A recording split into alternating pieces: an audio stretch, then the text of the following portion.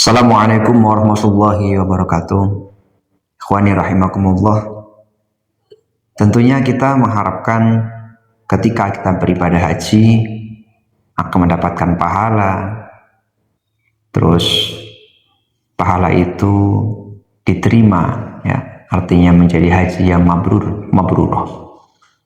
Tetapi tidak akan terjadi itu kalau kita tidak mengetahui ilmu-ilmunya dalam ibadah haji. Kenapa? Karena ketika amal tidak didasari dengan ilmu, maka a'maluhu mardudatun la tuqbalu.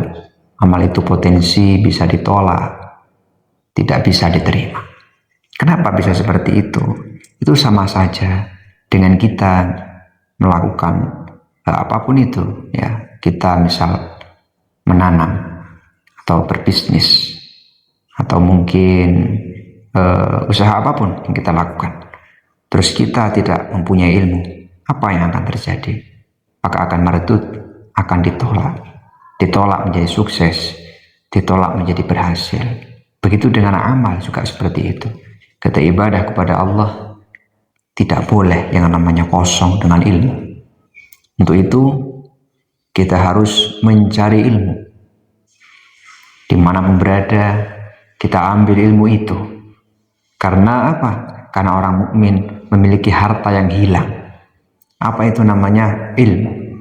Untuk itu, di mana kita menemukan itu, kita berhak untuk mengambilnya. Supaya apa? Supaya kita menjadi orang yang tidak hanya beribadah, tidak didasari dengan ilmu, tetapi kita betul-betul beribadah sesuai ilmunya.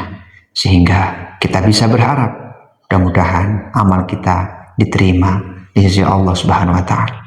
Salah satu ilmu yang harus kita ketahui mengenai haji adalah tentang wanita yang ketika keluar haji, umroh maupun yang lainnya, itu harus betul-betul diperhatikan. Ya, tidak bisa kok abai mengenai hal itu. Ya, tidak bisa abai, tidak bisa kok masa zaman sekarang keluar gitu kan, tidak bersama suami misal, atau tidak bersama mahramnya, nggak masalah lah gitu. Tidak seperti itu. Kenapa? Ketika kita mengabaikan hal ini, maka sama saja kita tidak mengindahkan apa yang menjadi ajaran kanjeng Nabi Muhammad SAW. Apa yang dicontohkan beliau, apa yang didawahkan beliau, kita abai. Tentunya hal ini akan menjadikan ibadah kita mardudan atau ditolak. Kemudian kita mengetahui bahwasannya ketika seseorang wanita pergi haji, ya, ataupun melakukan ziarah, ataupun melakukan pariwisata dan lain sebagainya, tentunya ada hukum-hukumnya supaya bisa dikatakan boleh keluar. Dalam kitab Fiqhul Manhaji, di sini dikatakan ada syarat tambahan yang itu hukumnya wajib, syarat wajib tambahan yang harus ada dalam diri wanita ketika akan melakukan perjalanan haji maupun umroh.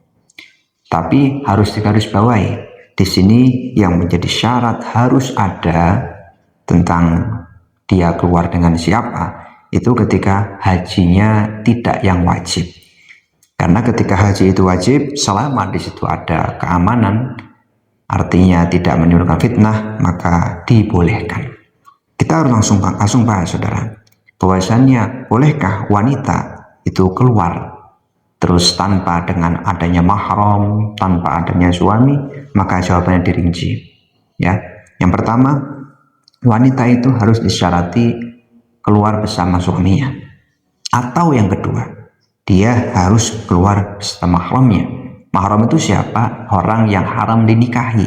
Bisa sebab karena nasab maupun musyawarah, ikatan pernikahan, atau karena radha'ah, persusuan. Kemudian dasarnya apa? Dasarnya di sini dikatakan dari Sahih Bukhari, la tusafiru al-mar'atu yaumaini illa wa ma'aha zawjuha. Tidak bisa seorang wanita itu berjalan 2 hari saja kecuali bersamanya ada suaminya. Au mahramin, ataupun orang yang memiliki ikatan mahram, saudara. Wa fi riwayatin fihima, ada riwayat yang lain yang mengatakan la tusafiru al-mar'atu illa ma'adhi mahramin. Tidak bisa seorang wanita itu bermusafir melakukan perjalanan kecuali di situ dengan mahramnya. Atau yang ketiga, ketika tidak ada suami atau mungkin mahram, maka yang ketiga harus bersama. Ya, ini bisa milih antara tiga ini. Ketika itu harus ada wanita-wanita lain, dua paling minimal dan tiga bersamanya maksudnya. Nah, ini memiliki sifat thiqatun masyhuratun bil aifati wal tadayyun. Jadi dia memiliki kalau bahasa yang enak, memiliki kredibilitas, ya. Artinya tidak wanita sembarangan. Dia dikenal orang yang hati-hati, dia dikenal agamanya itu agama yang lurus.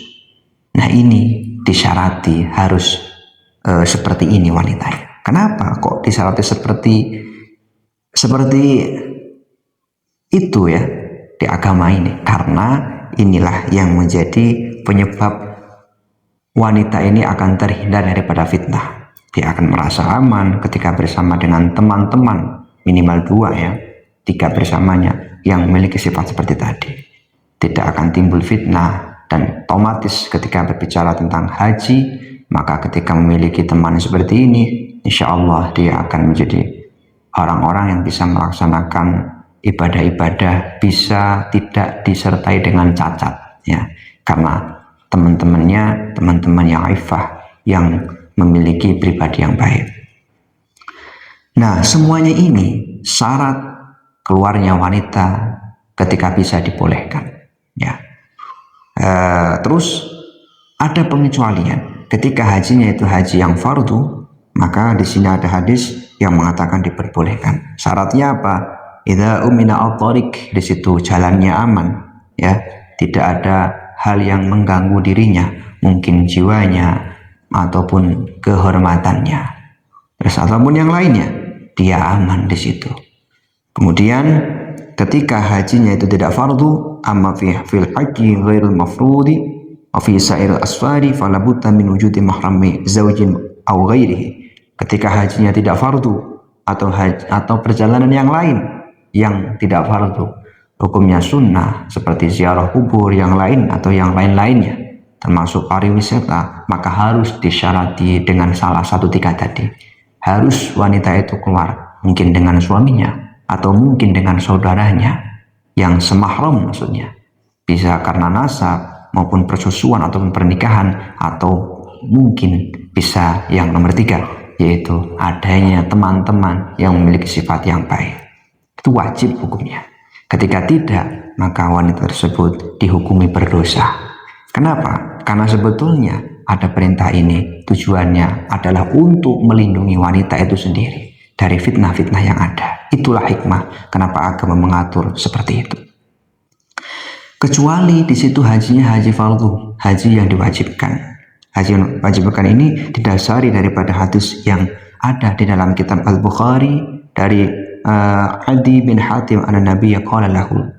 Adi bin Hatim, Rasulullah berkata kepada Adi bin Hatim, fa in talat bika hayatun, ketika kau memiliki hidup yang panjang ya, la tarayinna Allah-inata, maka kau akan melihat seorang istri ya, tartahilu minal hayrati, dia akan berkendara karena mungkin bingung maksudnya tahu nggak ada teman, tapi dia harus berangkat haji, hatta tatufa bil ka'bati, sehingga dia tawaf mengenai Ka'bah, la takhufu ahadan illallah, dan dia tidak takut kecuali hanya kepada Allah Ta'ala. Ini menggambarkan bolehnya seorang wanita ketika dia memiliki pribadi yang baik, terus tidak ada gangguan dalam perjalanan, itu dibolehkan untuk berangkat haji hanya sendiri.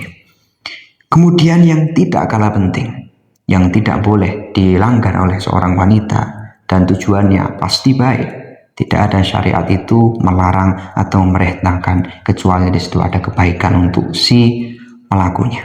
Di situ disyarati yang nomor dua adalah alla takuna mu'taddatan, dia bukan wanita yang masih iddah. Apa sih wanita iddah itu? Wanita yang di situ masuk masa iddah ya, faraghir rahmi, masuk di mana dia itu bisa mengosongkan rahimnya. Karena apa? dia masa iddah karena mungkin ditalak suaminya atau mungkin ditinggalkan suaminya karena meninggal. Nah, ini tidak dibolehkan untuk berangkat haji. Tidak dibolehkan berangkat haji. Baik di situ haji yang fardu maupun haji yang sunnah. Didasari daripada surat At-Talaq dalam Al-Quran dikatakan wattaqullaha, takwalah engkau laki-laki pada Allah Ta'ala, la takhrujuhunna, jangan engkau mengeluarkan mereka, yakni orang-orang yang masih ada dalam masa iddah, min buyutihinna wala yakhrujna illa ayatina bi fahishatin mubayyinah. Ketika seorang wanita itu keluar ya dari rumahnya, maka betul-betul dia melakukan fahishatin mubayyinah, suatu keburukan yang nyata. Ini betul-betul perlindungan dari agama untuk seorang wanita di mana dia masih dalam iddah ya, maka tidak seharusnya dia keluar. Dia mungkin ditinggalkan suaminya, maka dia harus menghormati untuk tidak mungkin keluar kemana-mana ya. Dan selain itu memang untuk menjaga rahimnya supaya jelas, artinya ketika dia itu kosong rahimnya, terus beberapa waktu itu sudah sampai iddahnya. Kalau misal wanita itu ditalak, maka iddahnya adalah 3 kali suci. Nah, waktu 3 kali suci ini ketika sudah selesai, maka bolehlah wanita untuk melakukan perjalanan ataupun mungkin akan menikah kembali. Kemudian bagaimana ketika seorang wanita itu melakukan perjalanan tapi sebetulnya tidak diizinkan oleh suaminya? Maka hukumnya adalah tidak boleh keluar. Baik karena haji, bahkan haji yang wajib ya, tidak boleh dikeluar karena tidak mendapatkan izin suaminya, misal tidak boleh keluar, hukumnya haram. Fa in matat fi hali qudratiha wa man izawjiha, ketika si wanita tadi itu mati dalam keadaan sebetulnya mampu berangkat haji karena bekalnya ada, dan tapi dia tidak mendapatkan izin suaminya, maka qudiyal hajju min tirkatiha, dia hukumnya dikotoi hajinya setelah dia memang sudah tiada, kan dia meninggal padahal dia mampu berangkat haji tapi tidak diizinkan suaminya, itu tidak boleh dilakukan hajinya. Dia tidak dihukumi berdosa, wala tu'tadu athimatan bidzalik. Untuk itu di sini menggambarkan pentingnya ridho seorang suami ya.